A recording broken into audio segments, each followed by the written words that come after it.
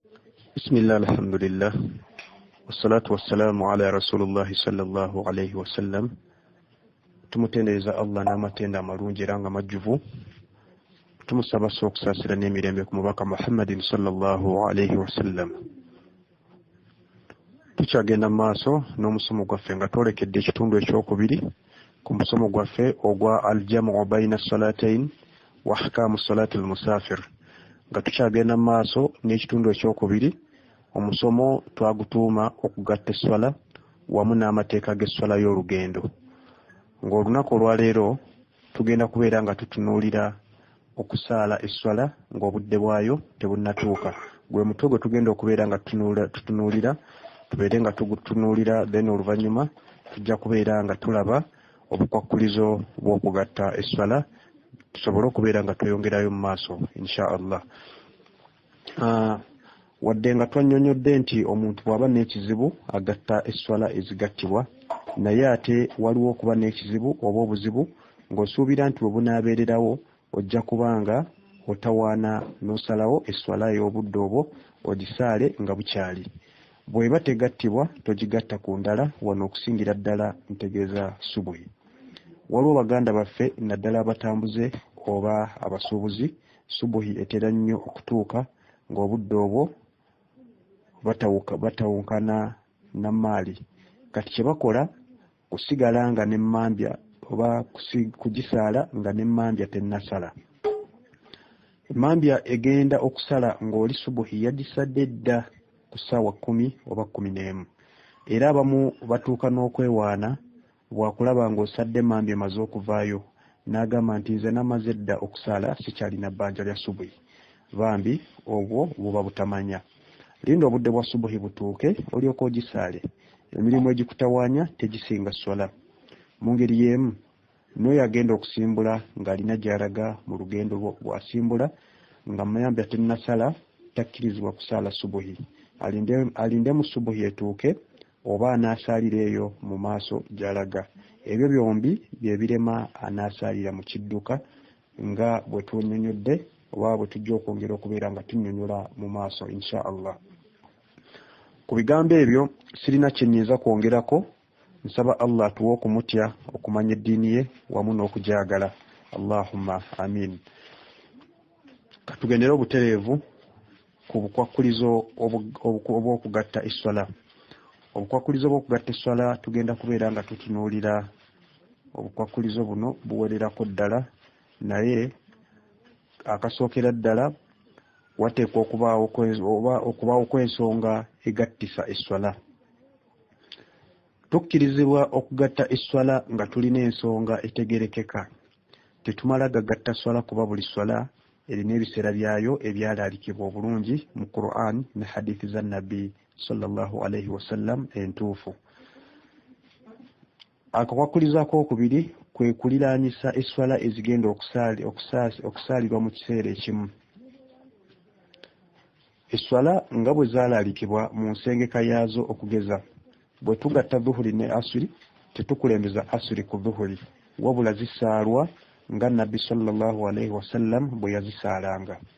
N'olwekyo ekyokugamba nti bwe tugatta esswala tusooka n'eyo nannyini kiseera ekyo si kituufu.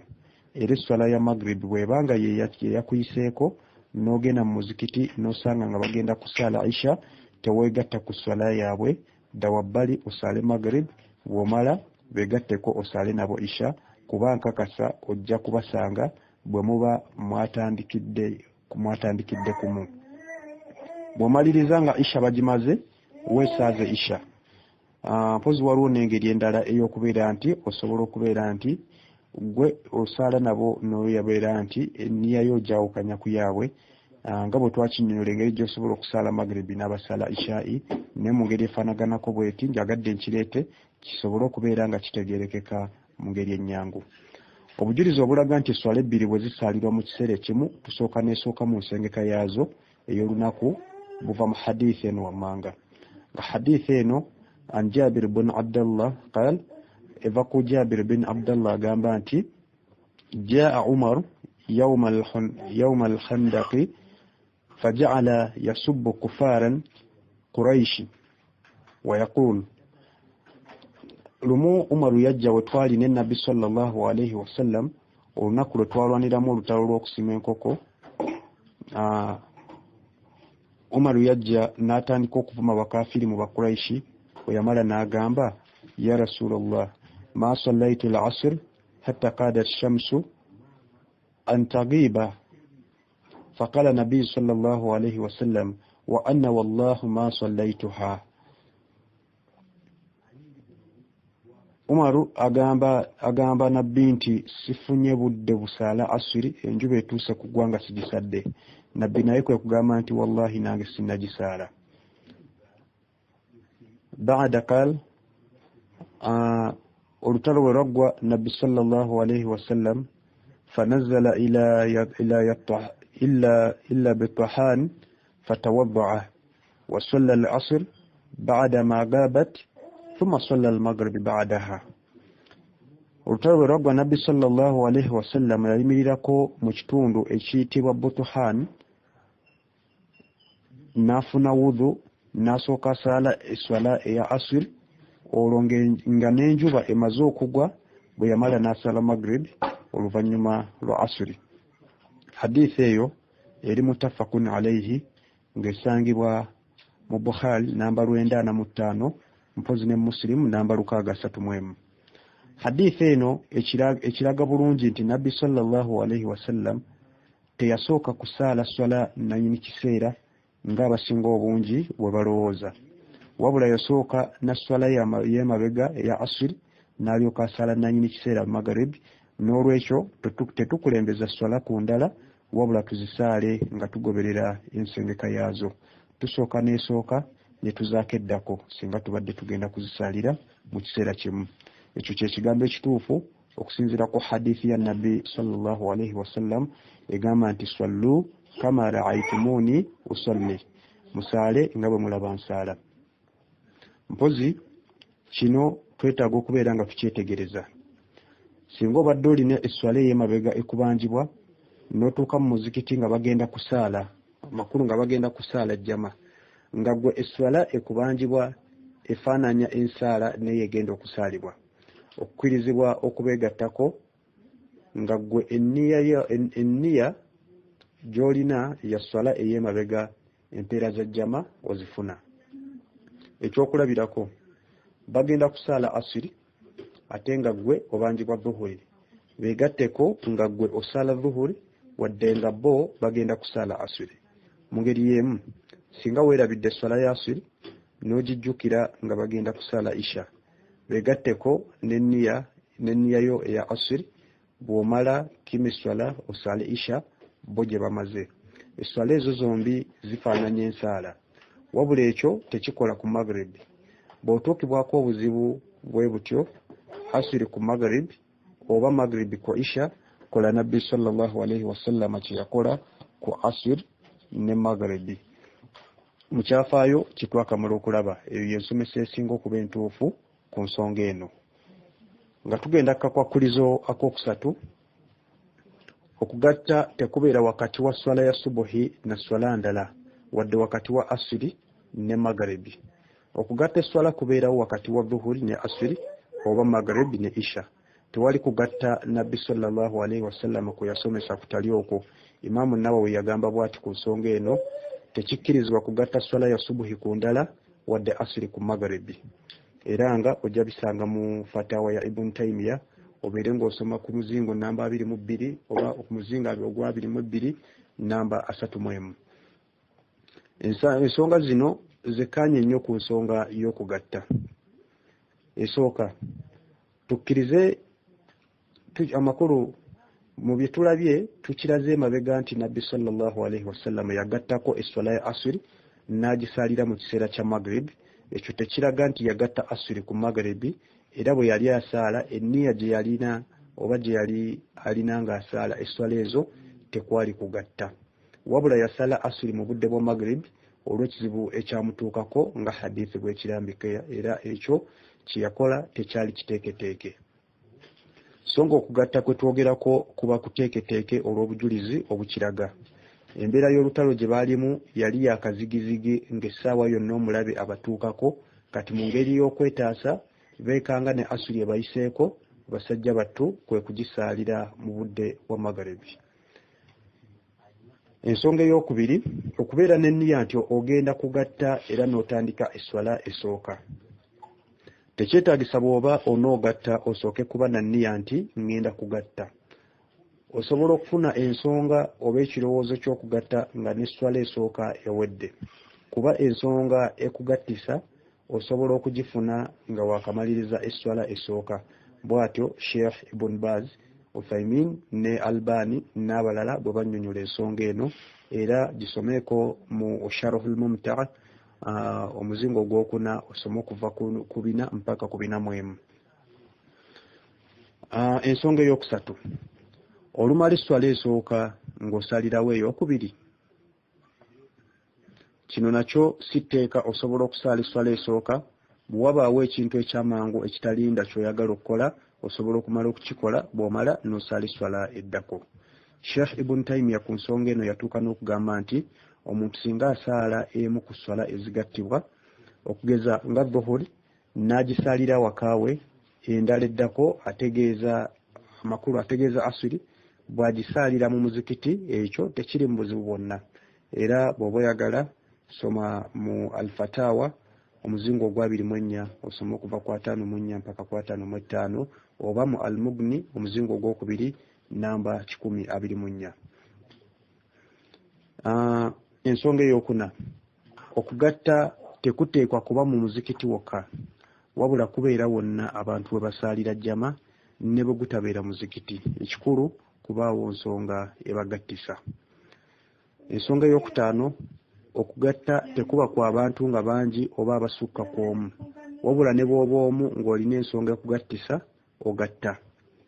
Ensonga y'omukaaga okugatta tekukkirizibwa abo bokka ababeera ewala n'omuzikiti wabula olukkusa lutwaliramu n'oyo asula okumpi n'omuzikiti. Eyo ensomesa ya Imaamu Malik, Ahmada n'abamu ku bamanyi ba Imaamu Shafi, Ibn Hajar n'abalala. Nga obujulizi ku nsonga eyo soma Fiqhul Jamu' baina salatayn osoma okuva ku 229 mpaka ku 231 oba wa al-qawlul mubin fi akhtahi al-musallaina wa osome okuva ku 424 mpaka ku 425. Ensonga y'omusanvu singa mufuna ensonga ebagattisa esswala era ne mugatta nga mugattidde mu muzikiti bwe mumala okusaala esswala zombi mufulume mu muzikiti. Temuteekwa kusigalamu esswala eddako nebasangamu. Bwe basangamu abatagasse bwe bajja okusaala esswala eyo mwe gye mugasse muteekwa nammwe okugiddamu. Bwe mutakikola mufuna omusango. Mu ngeri y'emu bw'oba weegasse oba bw'oba wagasse esswala n'ogenda mu muzikiti n'osanga nga abataagasse basaala esswala ey'okubiri mu budde bwayo toyingira mu muzikiti kuba bw'oyingira ojja kukakatibwako okusaala esswala eyo gye bagenda okusaala.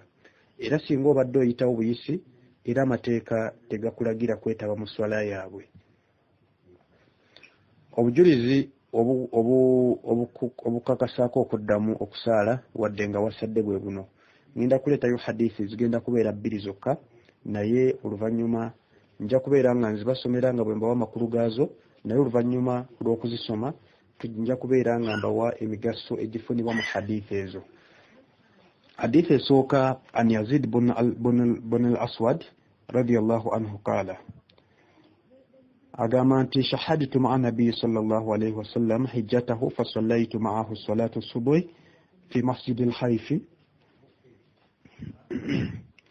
فلما قضى صلاته انخرف فإذا هو بالرجلين في أخرى القوم لم يصلي معهما. Kakati Yazid bin Aswad radiyallahu anhu agamba nti nakola ne Nabbi sallallahu alayhi wasallam hijja n'atunyumiza nti mu hijja omwo nasala naye esswala ya subuhi mu muzikiti gwa Haif. Bwe twamala okusaala yaddako wabbali yagenda okulaba emabega nga waliwo abasajja 2 tebasadde. Nabbi sallallahu alayhi wasallam kiyava agamba nti mubandeetere. ne babaleeta nga nokkankana bambi bakankana olw'okutya.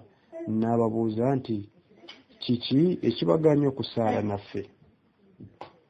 Bw'atyo omubaka sallallahu alaihi wasallam bwe yababuuza yabagamba nti ma mana'akuma an tusalliya ma'ana faqala ya rasulallah inna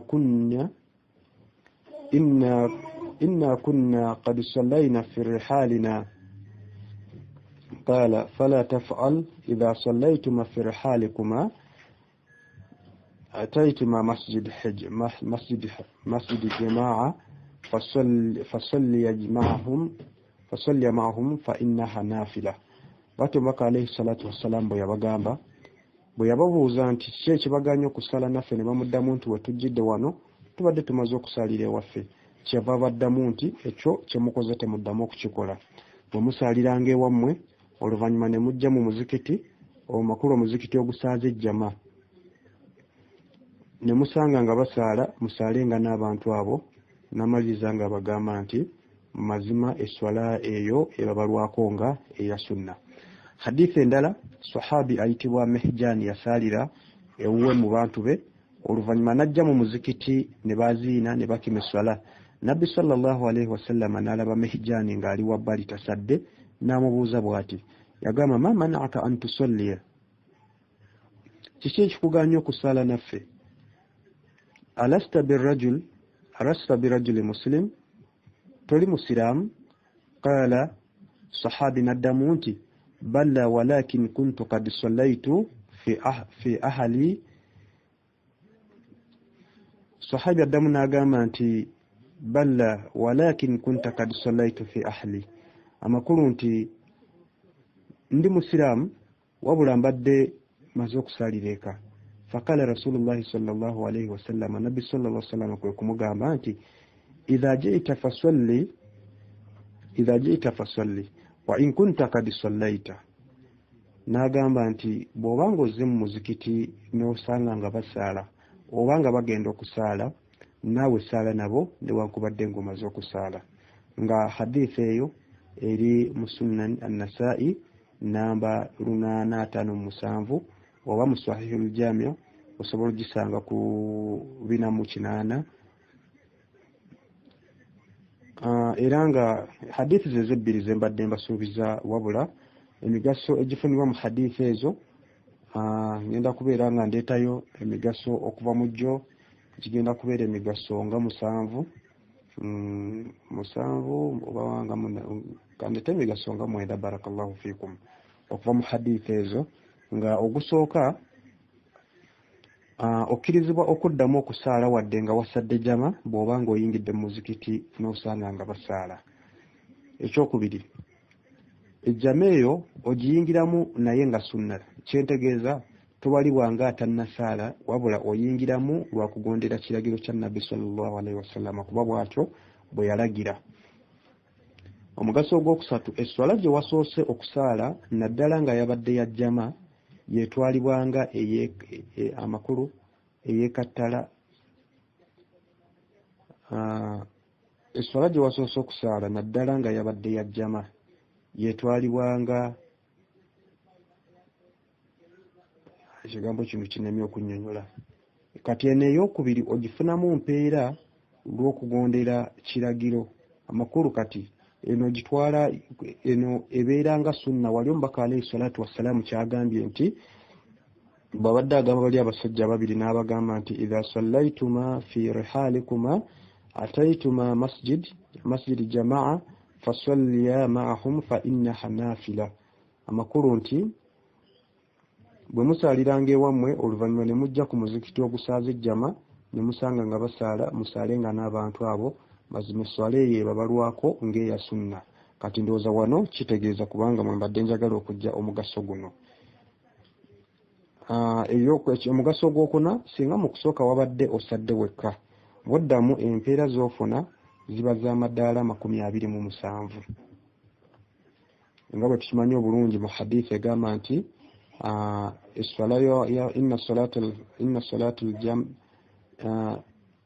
inna salatul jamaa wa esswala y'ejjama khairu min as-salati al-fardhi fi 27 daraja.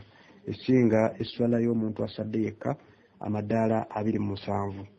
So nabwe kityo singa mu kusooka obanga wasadde wekka noddamu n'obeera ng'osaala empeera z'oba ogenda okufuna za madaala 27. Bwe tugenda ku mugaso gw'okutaano gwe tufuna mu nsomo hadisi ezo, okuddamu okusaala ne banno kikuwonya abasiraamu obutakulowooleza nti osanga toyagala. Imaamu amakulu kiyinza okubeera nti kikuwonya abasiraamu okutandika okubeera nga bakulowooleza nti osanga toyagala imaamu, oba okulowooleza ekintu ekirala kyonna ekitali kirungi nga bwe mubimanyi. Okugeza bandikulowooleza nti oyagala kubba engatto z'abasiraamu. Abasiraamu bayinza okuza oyagala kubba ngatto zaabwe nga bwe kitera okubaawo, oba okulowooleza ekintu ekirala kyonna ekibi. Omugaso gw'omukaaga, bw'omala okusaala esswala n'oyingira mu muzikiti n'osanga nga basaala n'otasaala, obeera olese ekintu ekirimu empeera ezitagambika. Wabula bw'okireka mu ngeri yakukikakkanya na kukiwewula era ng'olaba okukikola n'obutakikola bifaanagana, oyingira buterevu mu kujemera nabbi sallallahu alaihi wasallam. Omugaso gw'omusanvu, atayingidde mu muzikiti ekyokuddamu swala nga bwe tukiraze tekimukakatako oba tekimukwatako. Kati kino ensonga eno tugikkaanye bulungi nnyo. Waliwo hadisi egamba bw'eti: an ibn Umar radiyallahu anhuma annahu sami'a rasulullahi sallallahu alayhi wa sallam yaqul la tusalli salata fi yawmin marataini. Hadisi eyo erimu Abu Dawud namba 579 ne mu Sunan Nasa'i namba 806. Nga hadisi eno ejibwako Ibn Umar agamba nti yawulira omubaka wa Allah ng'agamba nti la tusalli salata fi yawmin marataini, temusalanga esswala yonna mu lunaku olumu emirundi ebiri. Kati hadisi eyo abamanyi nga Ibn Taymiyyah bwe baali baginnyonnyola bagamba nti Nabbi sallallahu alayhi wasallam kyagaana kwe kusaala esswala emu olunaku emirundi ebiri nga talina kigendererwa, wabula boddamu n'ogisaala ng'ensonga gy'osinziddeko ntuufu eriko n'obujulizi, okugezanga okwagala okufuna empeera za jjama oba obutayagala kukulowoolezaamu kintu kibi, oba kale ng'oyagala kussa mu nkola kiragiro kya Nabbi sallallahu alayhi wasallam nga bwe tukirabye. Okuddamu bwe kutyo si kweko Nabbi sallallahu alayhi wasallam kwe yagaana. Ebyo ojja bisanga mu fatawa ya Ibn Taymiyyah omuzingo ogwa 23 osome okuva ku 206, ate ne mu fatawa ya Ibn Baz omuzingo ogwa 12 osobola okusoma okuva ku 165 mpaka ku 175. Ne mu swalaatu omuzingo ogusooka namba 463 mpaka ku 465. Omugaso gwe tugenda okulaba ng'ogwo 8, anaagatta esswala ayaziina emirundi emeka era akima emirundi emeka. Omusiraamu anaagatta esswala 2 ayaziina omulundi gumu ate n'akima esswala emirundi 2. Olwa hadisi ya Jabiri egamba bw'eti: inna nabiyya sallallahu alayhi wasallam salla salataini bi'arafa bi'adhani wa iqamataini wa ata al-Muzdalifa fasalli biha al-maghrib wal-isha'i bi'adhan wa iqamataini. Hadisi yalimu Muslim namba 1218. Amakulu Nabbi sallallahu alayhi wasallam yasalako esswala 2 ng'ali mu Arafa, okwazina kwali kwa mulundi gumu ate okukima kwali kwa mirundi 2. Bwe yamala n'agenda Muzdalifa n'asalyayo Maghrib ne Isha, era eno okwazina kwali kwa mulundi gumu, okukima kwali kwa mirundi 2. Okutuusa hadisi eyo gyekoma sigimazeeyo kubanga kino kyembadde nsinga okubeera nga njeetaagamu, nenga mbawadde we musobola okubeera nga mugisiŋŋaana insha Allah. Kino kiba kitegeeza nti anaagatta dhuhuri ne asuri, asooka n'ayaziina n'akima esswala n'asala dhuhuri, bw'amala n'addamu n'akima esswala n'asala asuri. Nga n'omugaso ogw'omwenda, gwe tufuna mu hadisi eyo gwe ngenda okubeera nga nsembyayo insha Allah. Esswala eza sunna qabliya ne baadiya ozisaala otya ng'ogasse esswala.